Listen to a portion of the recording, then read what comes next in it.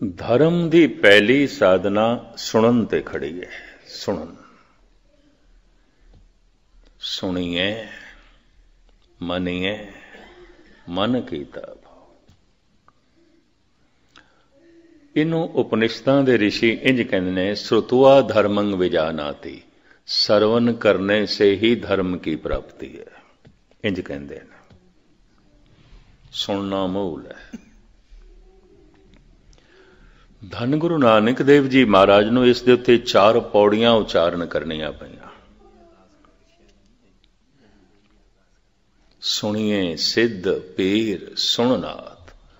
ਕਿਸੇ ਨੇ ਸੁਣਿਆ, ਸੁਣਿਆ ਹੋਇਆ ਮੰਨ ਲਿਆ, ਸਿੱਧ ਬਣ ਗਿਆ, ਨਾਥ ਬਣ ਗਿਆ। ਸੁਣੀਏ ਸਿੱਧ ਪੀਰ ਸੁਣਨਾਥ, ਕੋਈ ਪੀਰ ਬਣ ਗਿਆ, ਕੋਈ ਸੰਤ ਬਣ ਗਿਆ।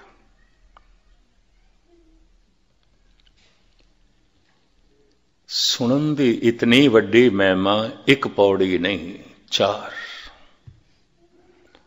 और हर पौड़ी विच नवे तो नवे रूप दिते ने। सुनिए ईसर बर्मा इंद, सुनिए मोक्ष सलाहन मन। सुन सुन के कोई ब्रह्मे जैसा विद्वान बनया है, सुन सुन के ही कोई सतो गुणी विष्णु बनया है, सुन सुन के ही कोई भोला शंकर बने, शिव जी बने।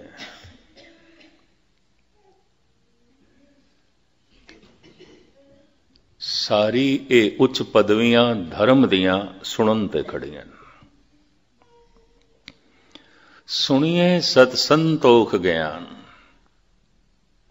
किसी ने सुनिया मन लिया, उही सत बनया, उच्चा आचरण बन गया, उही संतोख बन गया, वही सबर बन गया। उस सुनन ने इतना पवित्र कर दिता है कि 68 तीरथ इस तो कुर्बान किए जा सकते, सदके किए जा सकते।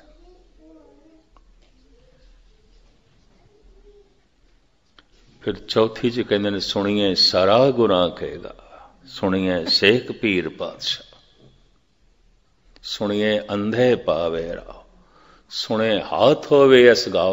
ये न तरे जान वाला सागर, जिन्हों अबूर करना बड़ा औखा है, एक हाथ जैसा रह जाता है। सुनन नाल मनुख अबूर कर देंदा है, पार हो जाता है, बहुत सागर तो पार हो जाता है। सारे पाप मिट जाते ने, सारे दुख मिट जाते ने, सदीवी आनंद की प्राप्ति हो जाती है। नानक भगतां सदा विगास, सुनिए दुख पाप का नाश। केड़ा सुनिया होया? जिन्हों मन लिया। मैं हुण फिर दोहरावां ते अगे चला। जो भोजन असी छकदे हां, उसदा जेड़ा भाग साडे शरीर दे च रह जांदा है, उही शरीर दा हिस्सा बनदा है। खून बन के, मांस बन के, चर्बी बन के, हड्डियां बन के, इंद्रियां की शक्ति बन के। शरीर का विकास, शरीर की होंद भोजन की होंद है, भोजन का विकास है। जो असी सुनते हैं, पढ़ते हैं, मन मन लैंदा है जिसनों, उही साडे मन का हिस्सा बनता है, वही साडे मन का रूप बनता है। सुनिया होया अगर मने है तो ये सिद्ध हो जाएगा, सुनिया होया अगर मने है तो संतोखी हो जाएगा, सुनिया होया अगर मने है तो ये ज्ञानी हो जाएगा, सुनिया होया अगर मने है तो इसके सारे दुख ते पाप नाश हो जाएंगे और सदीवी आनंद की प्राप्ति हो जाएगी।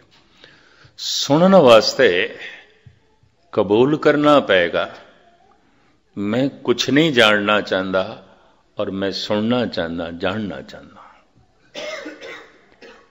इस वास्ते बड़ा निर्माण शब्द दिता गुरु नानक ने, सिख। सिख तो मुराद की मैं सीखना है, मैं नहीं जानता, कुछ भी नहीं जानता। इस तो ज्यादा निर्माण शब्द होर कोई नहीं है। मैं कुछ भी नहीं जानता, कुछ भी नहीं जानता, जानना चाहना, सीखना चाहना। और ये भाव मरदे दम तक बनया रवे, क्योंकि जीवन बड़ा छोटा है, ਜਾਣਨ ਨੂੰ ਬਹੁਤ ਕੁਛ ਹੈ, ਬਹੁਤ ਕੁਛ ਹੈ। ਅਗਰ ਗੌਰ ਨਾਲ ਦੇਖੀਏ, ਧੰਨ ਗੁਰੂ ਗ੍ਰੰਥ ਸਾਹਿਬ ਜੀ ਦੀ ਸਾਰੀ ਬਾਣੀ ਅਗੰਮੀ ਸਾਗਰ ਮਨੁੱਖ ਨੂੰ ਬੜੇ ਮੁਸ਼ਕਿਲ ਨਾਲ ਕਿਧਰੇ 2-4 ਸ਼ਬਦਾਂ ਦੀ ਜੀਵਨ ਭਰ ਦੇ ਵਿੱਚ ਕਿਧਰੇ ਸਮਝ ਆ ਜਾਏ ਤੇ ਆ ਜਾਏ। ਫਿਰ ਦਸਮ ਗ੍ਰੰਥ ਹੈ, ਭਾਈ ਗੁਰਦਾਸ ਜੀ ਦੀਆਂ ਵਾਰਾਂ ਨੇ, 52 ਕਵੀਆਂ ਦੀਆਂ ਰਚਨਾਵਾਂ ਨੇ। ਕਵੀ ਸੰਤੋਖ ਸਿੰਘ ਜੀ ਦਾ ਗੁਰਪ੍ਰਤਾਪ ਸੂਰਜ ਗ੍ਰੰਥ ਹੈ। ਇਤਨਾ ਵੱਡਾ ਖਜ਼ਾਨਾ ਹੈ, ਇਹ ਤੇ ਕੋਈ ਖੋਲੇ, ਪਿਓ ਦਾ ਦੇਖਾ ਖੋਲ ਡਿੱਠਾ ਖਜ਼ਾਨਾ, ਤਾਂ ਮੇਰੇ ਮਨ ਭਇਆ ਨਿਦਾਨਾ। ਨਹੀਂ ਖੋਲਿਆ, ਬਹੁਤ ਕੁਛ ਹੈ।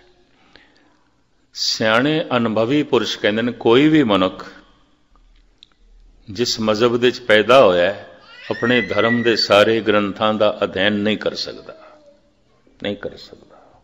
ਬਹੁਤ ਕੁਛ ਹੈ, ਬੜਾ ਪਸਾਰਾ ਹੈ, ਬਹੁਤ ਵੱਡਾ ਪਸਾਰਾ ਹੈ। तो मैं अर्ज करा, इस वास्ते सतगुरु ने निर्माण शब्द दे दिता, सिख तू सीखना है, सीखण दा भाव लैके आ, मैं सीखना है। और सीखण लई ते सुनना है, पहले सुनना है, सरोता बनना है, सुनना है। सुनिए, इस वास्ते सिख तो ज्यादा निर्माण अवस्था होर कोई नहीं, हंकारी सिख हो ही नहीं सकता। जिहड़ा ये दावा करदा मैं सब कुछ जानदा, पता है मैनूं की है गुरमत में जानना, ये कुछ भी होवे कम से कम सिख नहीं है। सिख जो मरदे दम तक ये भावना रखे मैं सीखना है और मैं कुछ नहीं जानता। जानन नूं बहुत कुछ है, सीखण नूं बहुत कुछ है, जीवन बहुत छोटा है, बहुत छोटा है, बहुत छोटा है।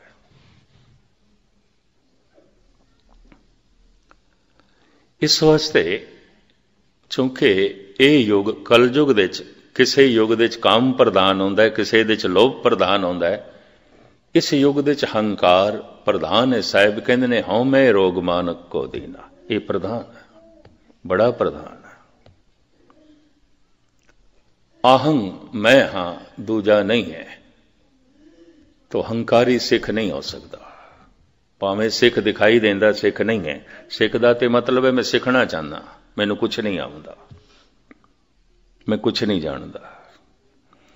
कम से कम हे प्रभु मैं तेरे बारे कुछ भी नहीं जानता, कम से कम हे गुरु मैं तेरे बारे कुछ भी नहीं जानता। मैं जानना चाहना, मैं सीखना चाहना। इतना गहरा भाव होवे तो सिख भी लेगा। बड़ा निर्माण शब्द है।